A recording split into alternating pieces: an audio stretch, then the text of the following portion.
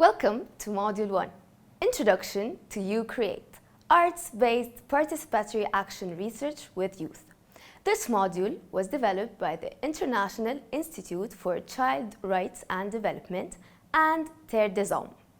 This is the first module in the series Arts-Based Participatory Action Research with Youth. This module will support you to explore the concept of meaningful youth participation and how we may work with young people to support their meaningful participation. Reflect on our own attitudes and behaviors when working with young people and think through the attitudes and behaviors that we may encourage in young people. Explore challenges that we might face in participatory projects with young people and possibilities for improving our supports to youth. Explore the use of art and creativity to support young people's well-being. Introduce the concept of participatory action research, which we refer to by the acronym PAR, pronounced PAR.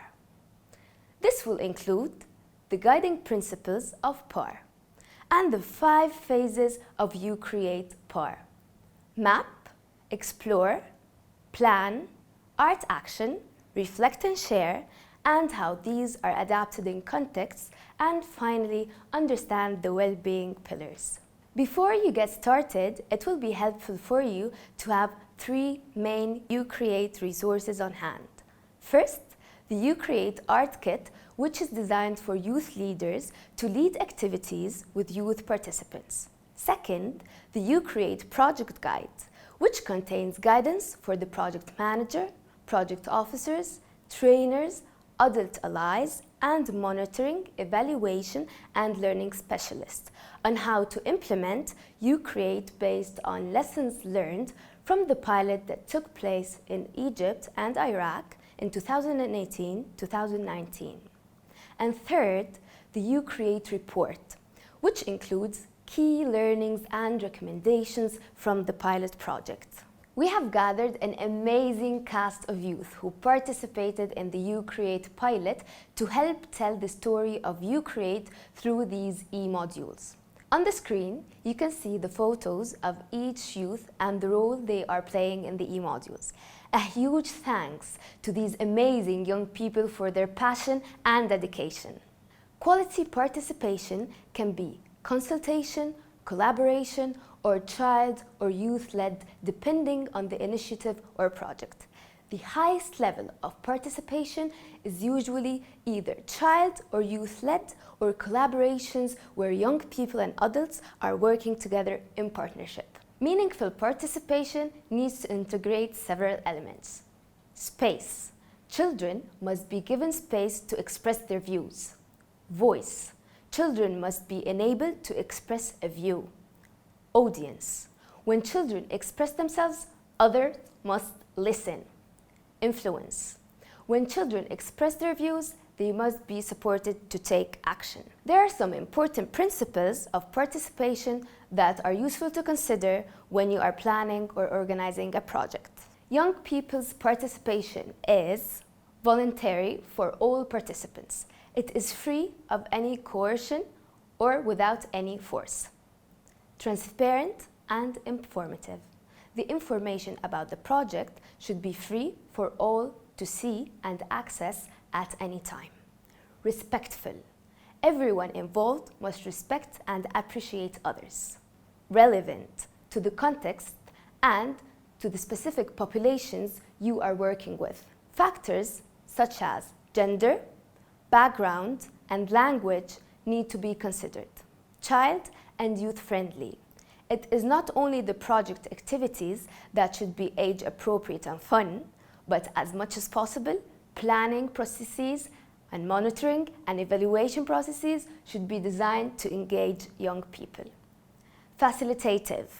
Where possible, activities should facilitate collaborative and team processes rather than prescribing what should be done.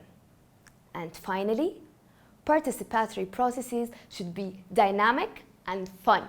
From here on, in these 6 modules, we will be using the terms young people and youth to broadly refer to children and youth aged 15 years and above. However, many of the recommendations will also apply to younger children as well. Participatory Action Research, or PAR, is one way to foster meaningful participation of children and youth and will be explored in these modules. Let's talk a bit about what roles adults can play to support youth. Starting with the basics, let's think of how we present ourselves, setting up the space. It's important to be at the same physical level as young people, so sitting together or standing together in a circle is much better than standing in front of a group of seated youth. Language and tone. A great way to support young people to feel comfortable is to speak about your ideas in a way that is accessible and clear for them. Body language. When young people are leading or facilitating, try not to be distracted. Watch carefully and provide feedback through eye contact and nodding. One of our goals is to encourage youth to share their thoughts and ideas. How can we do this most effectively? There is no one better to talk to than the youth themselves. Youth are the experts on their own lives. Asking lots of open-ended questions is a great way to demonstrate your interest. And being honest about your own role is an important part of building trust. And finally, you don't need to have all the answers. Youth have amazing, wise, innovative ideas. We need to create space to listen and open the door for them to share. Reflection time. Let's reflect on our practices and learn from our strengths and barriers. Let's start with the strength. What is your team doing well? What are the strengths of your team in meaningful child and youth participation that you would like to share with other teams in your organization? Secondly, what barriers of your team need to be addressed in order to increase meaningful participation in your programs?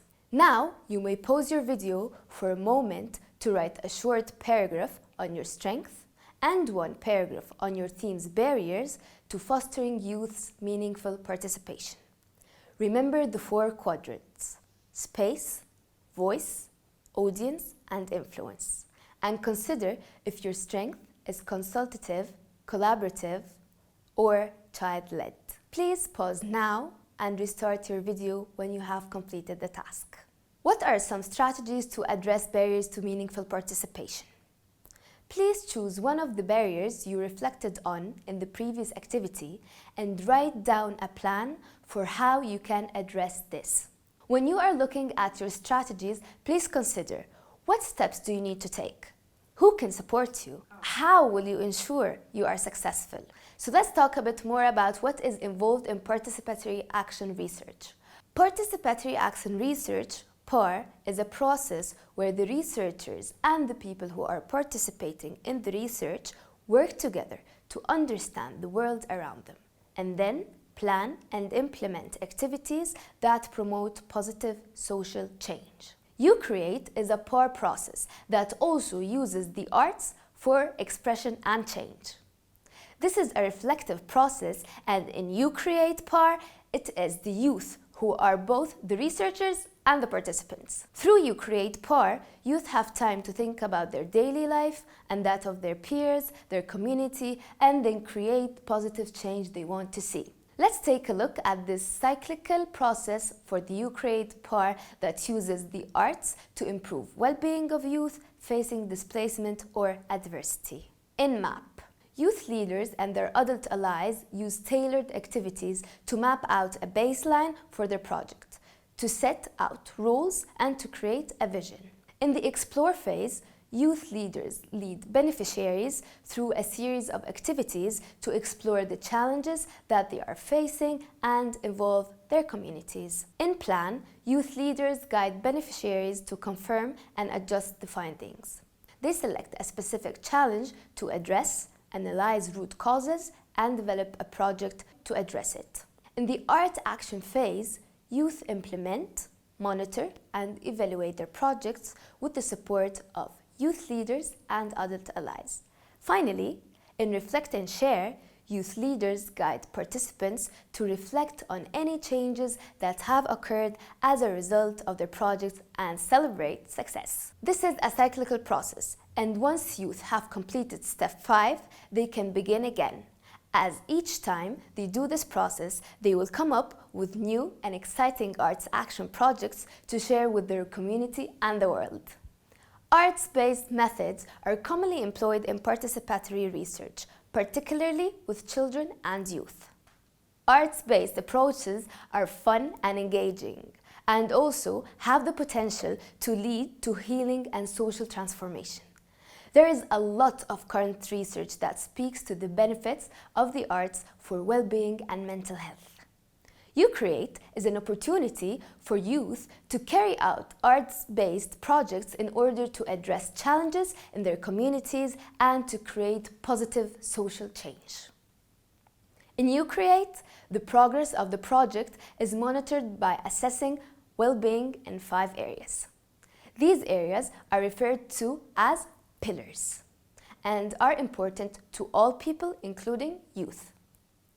The first pillar, Pillar 1, is feeling safe.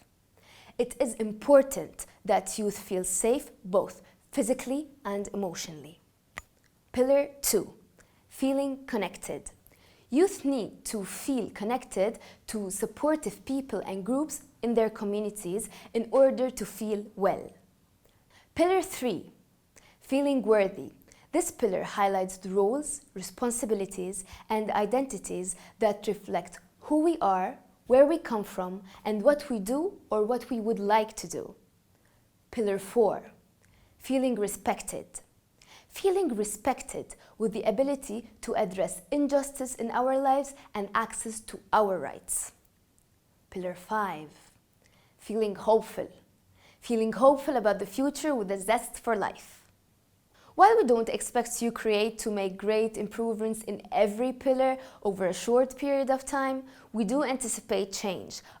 This change occurring along some of these pillars in significant ways. For example, in Egypt and Iraq, participating in Youcreate helped youth to feel hopeful about their futures and to feel more respected and connected to each other and to their communities. As one young leader in Egypt said, young people face problems and Youcreate sheds a light and helps us to get together and address the challenges at the head and learn how to express our opinions. Youcreate was piloted in both emergency and development contexts, where the team was able to learn what worked best in each setting.